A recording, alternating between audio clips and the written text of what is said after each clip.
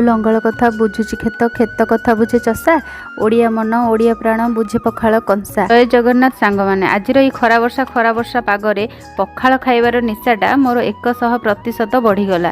ମୋ ନିଜ ମନକୁ ବୁଝେଇ ଦେଇ ପଖାଳର ସାନ ଭାଇ ଗରମ ଭାତକୁ ମୁଁ ପଖାଳି ଦହି, ତା ସହିତ ପୋଟଳ ଆଳୁ କଷା, କଖାରୁ ଭଜା, ଆଳୁ ମିକ୍ସଚର ଦଳା, ତା ସହିତ ଟିକେ ବଡ଼ିଚୁରା ଆଉ ବାଦାମ ମଞ୍ଜି ହେଇଗଲେ ପଖାଳଟା ତ ଉଡ଼ିଲା। ଆଉ ଗୋଟେ କଥା କହିଲେ ସାଙ୍ଗମାନେ, ଆମ ଓଡ଼ିଆ ମାନେ ଖରା ବର୍ଷା ଶୀତ ଦେଶରେ ଥାଆନ୍ତୁ କିମ୍ବା ବିଦେଶରେ ପଖାଳଟାକୁ ତ ଆଗ ଛୁରନ୍ତି।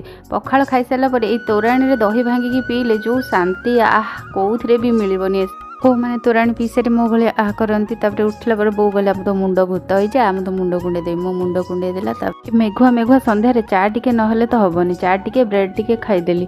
ଚା ବ୍ରେଡ୍ ଖାଇଲା ଭିତରେ ମୁଁ ଦେଖିଲି ବୋଉ କଣ ଗୋଟେ ପନିକିରାକୁ ମାଛ ଧରିକି କାଟିଲା ଭଳିଆ କାଟୁଛି।